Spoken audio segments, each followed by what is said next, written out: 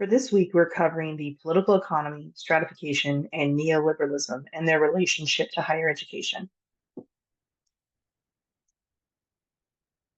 When we are talking about the political economy, what this means is that it's the study of how politics and economics are interconnected.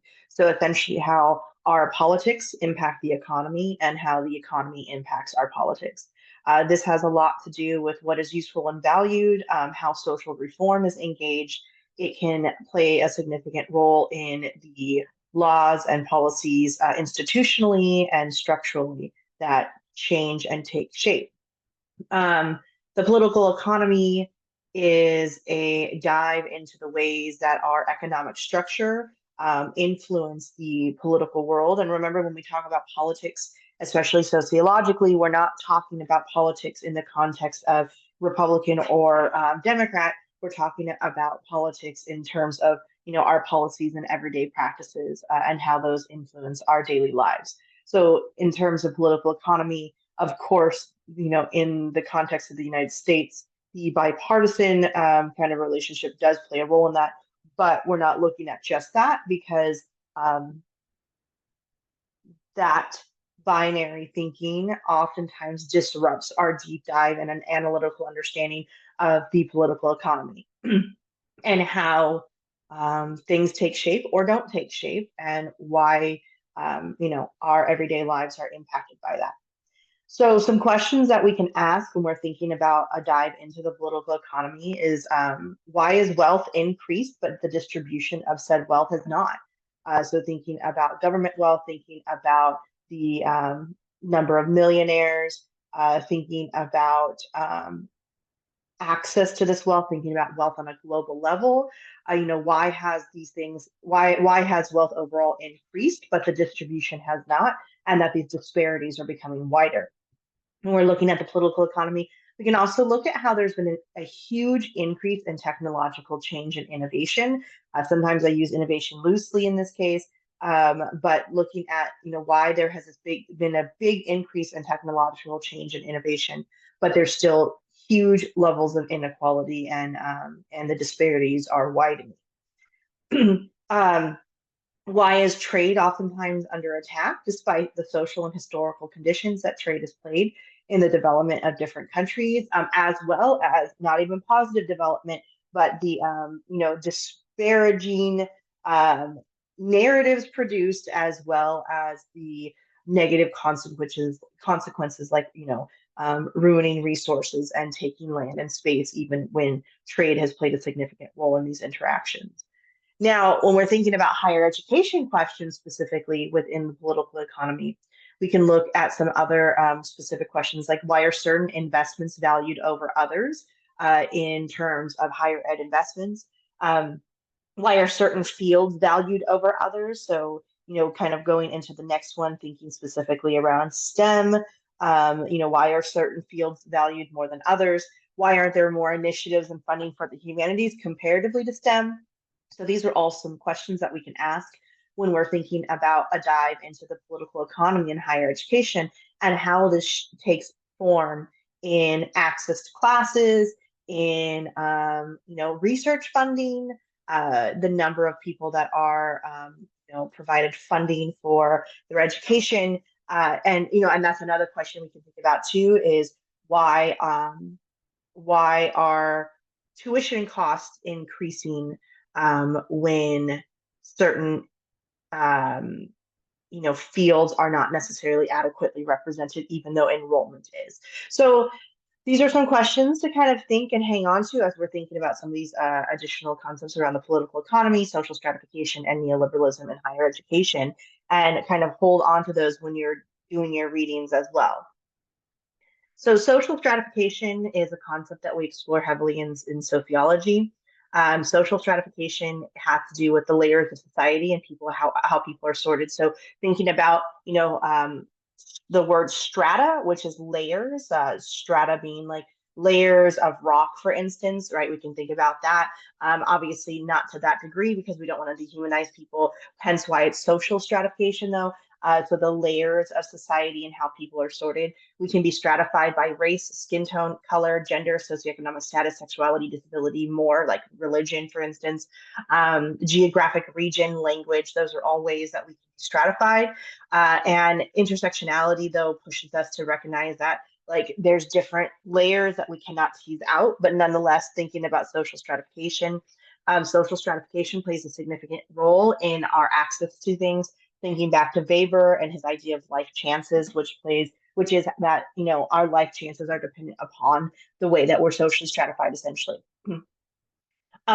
Social stratification and education, some things to kind of ponder on is how like social class plays a role in access to higher education. So which types of colleges you can go to and what is valued or not valued in terms of education, some of the narratives around education, some of the predatory natures of for-profit colleges, for instance. There have been some interviews and studies out there of people who have worked for-profit colleges who have been told that they should specifically reach out to people that are living in poverty or single mothers and very particular demographics, and it's very predatory. And they prey on people who really do want some sort of formal education, but at the same time, perhaps don't have the time, money, or access, but they can, get loans and things of those nature. So thinking about how social stratification it influences the type of educational practices, specifically in higher ed, the respectability of these institutions. So the narratives around, UC schools versus CSU schools versus community colleges, as if they should all be pitted against each other. These are all kind of some things to consider when you're thinking about the context of higher education. Also, who has the ability to not work while they're going to school or work part-time and how these play a role in even access to the classes and the interactions with instructors. So social stratification can go everything from the individual level to larger scale collective stratification. Some studies have highlighted, specifically Strong from 2007 notes that as formal education increases, social classes become more defined. So the idea of education is that it is the great equalizer. Essentially, this great equalizer means that it makes things more equitable, more equal, right? We have more access to things in life. But unfortunately, within our economic structure, what happens is we see that as formal education access is increased, social classes become a little more defined. Now, this is not to say though that if you come from a working class background or an impoverished background, that you will forever be in that. What this is saying is that because of the idea of this concept of legitimate power, if you come from an upper middle class or upper class background, you have more access to go into formal education, right? To exit it with less debt. And that's why the social classes become more defined, not necessarily because it's just forever destined that way. It's because if you have more access to it, you then in turn have more access to develop this legitimate power. Now, this idea of legitimate power is absolutely relevant and has been. But as of the last couple of years, I think that with the current social and political climates, I think we really do need to question the idea of legitimate power and its relationship to higher education, especially if we're looking at the way that narratives around the Department of Education are taking shape or how scientific inquiry is being questioned. And, as I've shared with you before, I taught middle and high school while I was teaching college during the height of the pandemic in 2020. And even though there was a strong narrative of teachers are heroes and amazing, even though we were just doing our jobs, there was also the flip side of many people who were saying that teachers should just get back to doing their jobs. And there was this assumption that they weren't doing their jobs and teaching. So this idea of education and legitimate power, historically, there has been a strong connection between education and the idea of legitimate power, which is how social classes become more defined. But conversely, I would say that with the current social and political climate changes that we're seeing, that I think we do need to question whether or not formal education is now seen as a form of legitimate power. And I think that an analysis of power and those in those positions actually should be pushing us to re-question and re-examine that. There is still some truth to that, some elements to that for sure. Um, because although intersectionality and social stratification play a significant role, we know, for instance, that certain groups of people that have been in positions of power will maintain that power and will be seen as legitimate regardless of their education standing, but especially so over, you know, women and folks of color and different counterparts. And I think that's crucial to analyze because very problematic, right? Um, but when we think about the idea of access to these, right, this is why, because the middle and upper class, there is a bigger gain for those in those class standings than those impoverished, and not because they're not learning, but it's because of access and as well as social capital, which I'll explain a little bit more, even when leaving the institutions. And so the question for me that I have is, how can institutions of higher ed combat this, or what should they be doing?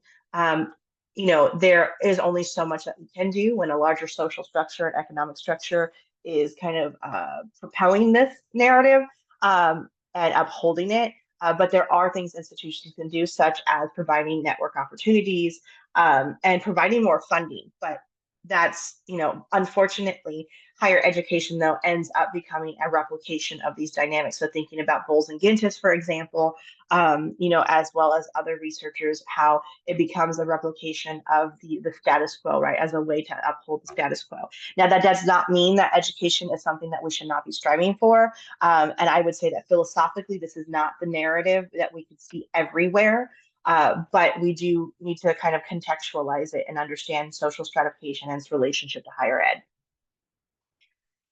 Now, when we're thinking about all of these elements, neoliberalism is essentially the ideological kind of perspective that upholds a free market capitalism. Harvey, 2005, explains it as a theory of political economic practices that propose that human well-being can best be advanced by liberating individual entrepreneurial freedoms and skills within an institutional framework characterized by strong private property rights, free markets, and free trades. It begins rising a lot with the scholars in the mid 1900s, early, more like 1930s. During the Great Depression, we see a lot of that. Neoliberalism is also really reinforced with the fall of the Soviet Union. Right, we see a lot of like the Red Scare, where it's anti-communist, which is, we still see the effects of that.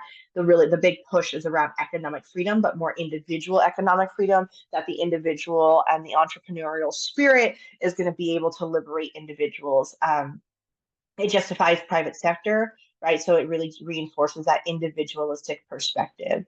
And I think it's important that we can explain that and understand that, because that neoliberal perspective is still very heavily prevalent in higher education narratives, right? It does reinforce a capitalistic competitive nature.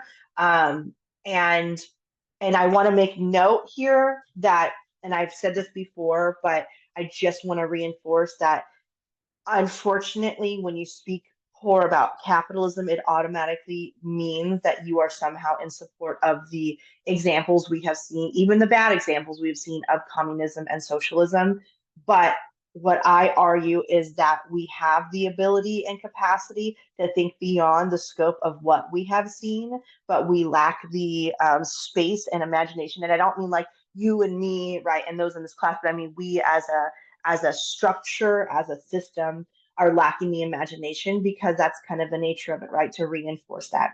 So neoliberalism eliminates its goal in some of the more modern contexts, is the idea is like to eliminate not prices, sorry, but like price regulation, reduce obstacles to trade, and really heavily reduce the influence of the state in terms of the quote unquote free market. Differentiating between neoliberalism and capitalism, they are very closely interconnected. Capitalism is a larger system. It is an economic system, while neoliberalism can be looked at as ideological practice. And we can see that the role of neoliberalism is, or the philosophical underpinnings of neoliberalism are very heavy. Even when we think about like entrepreneurial um, initiatives in K-12, entrepreneurial initiatives that are very widely supported in higher education. And we can see, right, that that is still very much the underpinning of it. And so when I go back to this idea of capitalism versus neoliberalism, they're not versus, they very go closely hand in hand. But the best way to kind of summarize it is that all neoliberals are capitalists. Like neoliberalism is dependent upon capitalism, but not all capitalists are neoliberals.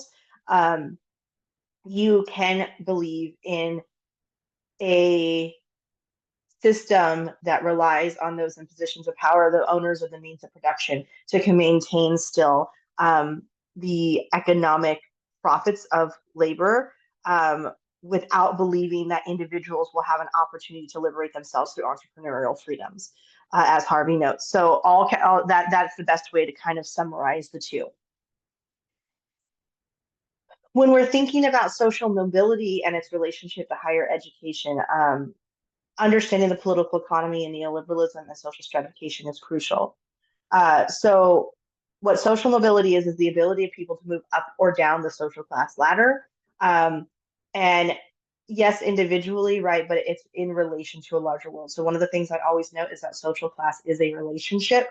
So your social class is dependent upon the other social classes. So even if you're making $200,000 a year and you feel like you might be in the upper middle class, right, the upper middle class, that is dependent upon where you're living. It depends on the country you're living in, and it's dependent upon the excuse me, economic structure that currently exists.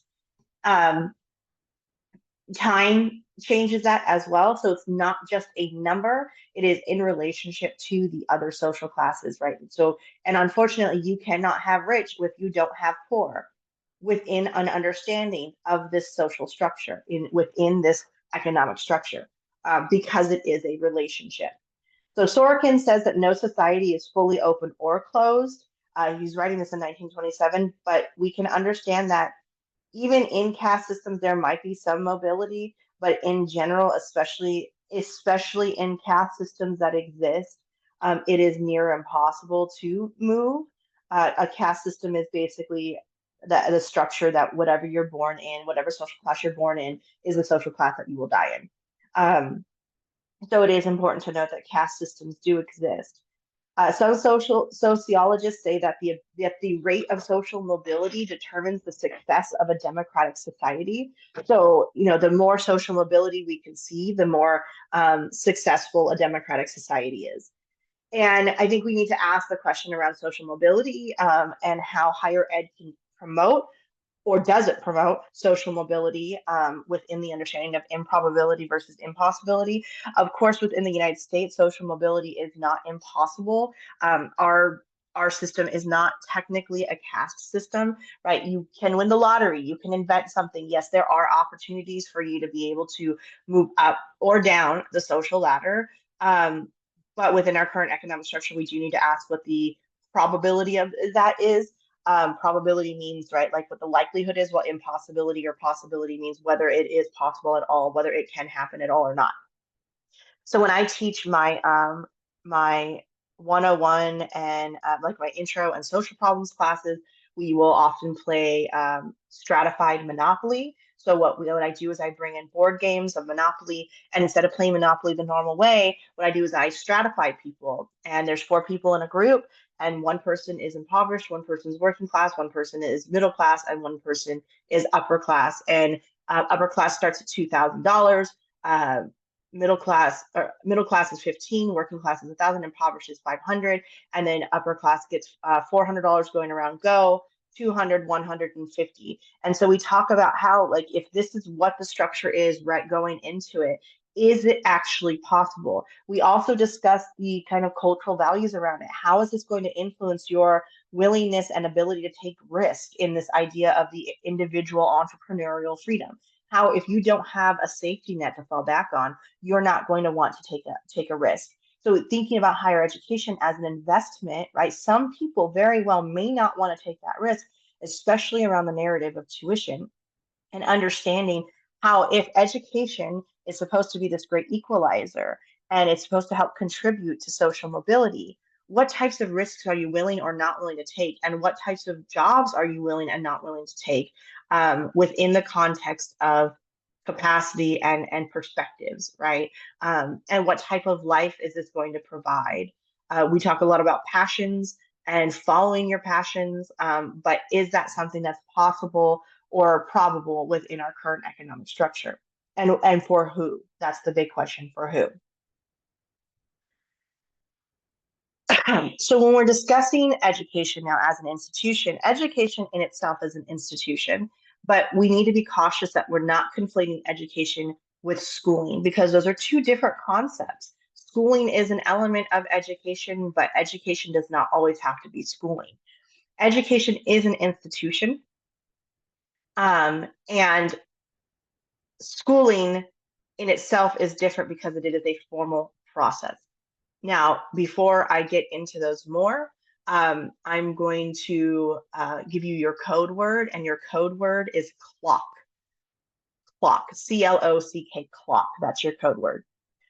Okay, so education is a social institution. Education in itself is something that promotes skills, knowledge, and in the context philosophically, personal horizons, right? Being able to achieve your individual personal goals. Now, I like to ask the question about why isn't this about collective progress too? Some places do view it that way, not necessarily. Now, education can take place in both informal and formal settings. You are educated through your family, you're educated through the internet, you're educated through your friends. Now, we do need to be cautious around misinformation, of course, but nonetheless, different settings provide different types of education. Now, schooling is different in that it is a formal process, oftentimes with pre-designed curriculum, lessons, student learning outcomes, and there can be specialized settings. So thinking about like colleges and universities and the differentiation between them, trade schools and vocational schools. Those are all different types of settings where schooling takes place.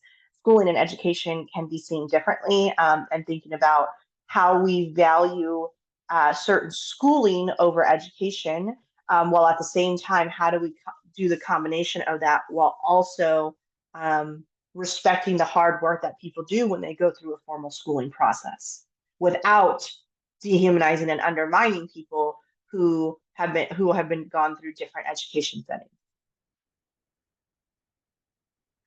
So when we're thinking about this, I want to also kind of end on some theoretical perspectives. So the first one is functionalism in higher education. So we know that functionalism is that if it existed, it has a function, right? And that function, why would you challenge it if it has a function and it works? So a lot of education is connected to, especially higher education specifically, is connected to family and economic systems and structures, and how we use that to make sense of our individual circumstances, and to move about our position. Social mobility can be intergenerational or intragenerational. And so social mobility within a functionalist perspective is helping us understand how both our family benefits or doesn't, as well as our individual. So in this case, intragenerational is your individual social mobility. So, some folks will stay in their social class for the rest of their lives, but intragenerational social mobility is, let's say you were in a working class social class for most of your 20s, and then your career takes off or something, and now you're in the upper class in your 30s and 40s. So that is intragenerational, while intergenerational is the change in social mobility but across generations. So let's say if your family came from a working class background and you went to if your family was from a working class background and you went to middle class, or it's not always up. We also know that social mobility can exist up or down, which even that language in itself we can recognize as problematic, but that is the perspective, which means that it is rooted in hierarchy. But nonetheless, this is how social mobility takes place. So we have intergenerational and intergenerational. And from a functionalist perspective, higher education can play a role in both intergenerational and intergenerational social mobility. Thinking about social, how we learn and are socialized, going back to Parsons' perspectives of it, where family was our primary and then schools are secondary. Um, it's a little different in higher ed than K-12, but we can think about how higher ed can help us learn the social norms and supposed social cohesiveness within a larger context of society. So understanding, how to what it means to be professional. And again, that we can have discussions on that because even professionalism can be rooted heavily in colonizing perspectives. Uh, Nonetheless, we're still learning those social norms, right? Functionalism also means that we should be learning the necessary skills. So thinking about the emphasis on skills versus philosophical underpinnings, how philosophy is being ripped out of schools and like universities and colleges, and the emphasis is on reproduction, not necessarily critical thinking. And I don't mean that necessarily in higher education institutions, but I mean in the larger social context. Functionalism also looks at how a lot of our higher ed should be rooted in meritocracy. So the idea is that when you're in an institution of higher ed, you should also be demonstrating your potential and capacities and capabilities because that's the goal of meritocracy, right? You should work really hard, be super bright, and then demonstrate that. So functionalism for higher ed means that we should be rewarding competitiveness, and that competitiveness is under the assumption that there is an equal opportunity. So everybody has the equal opportunity to achieve the same skills, the same education, and then in turn, we are going to reward those that competitiveness accordingly. Now, conflict theory, though, looks at it a little differently. So functionalism does say that, going back to the idea of meritocracy, so that higher ed does have full capacity to help with social mobility. And conflict theories say maybe not so much, that it reproduces it. They do not deny that education is valuable.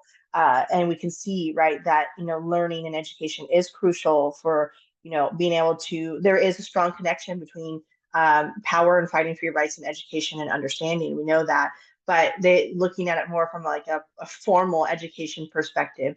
It's not really what's happening. It really reproduces these social structures that we see instead, because it solidifies privileged social positions across generations.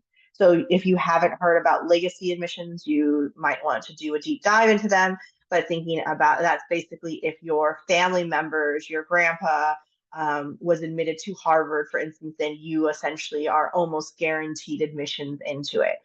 Versus the ripping out of affirmative action, which was argued that it was racist, even though white women have benefited from affirmative action than any other group. Nonetheless, affirmative action still was very crucial and it helped a lot with leveling the playing field. But thinking about but not a ton, especially if white women were the number one group that benefit from it. Nonetheless, we can see how legacy admissions, for instance, even in formal institutions of higher education, have solidified these privileged positions across generations and are going to maintain that upper class standing from an intergenerational and intragenerational perspective. Conflict theorists also look at how the power elite, and I use elite in quotations because that means better in a way, but how the power elite will just simply start changing the requirements unless we have a radical change within our structure. That that oftentimes, even as people begin experiencing that, the power elite will just simply start changing the requirements. So there is a lot of narrative around how a bachelor's degree is the same as a high school diploma now, or a bachelor's degree has lost its value. We can think about how that narrative can reflect that feeling that the power elite are simply changing their requirements. And while there might be some truth to that, I don't disagree or deny that. We can also see that those disparities are taking place even without the requirements, but rather just simply because of power. When we're thinking about higher education, it's also critical that we look at cultural capital and social capital, both terms that are supported and really fleshed out by Bourdieu. So cultural capital is basically how much value your cultural artifacts play, being able to understand the cultural norms, the language, the values, the norms around that. While social capital is your connections and networking. Some people are born with more social capital and cultural capital. That is not to say that we should view it as a deficit way of thinking, but rather we should radically change the idea of it's who you know, right?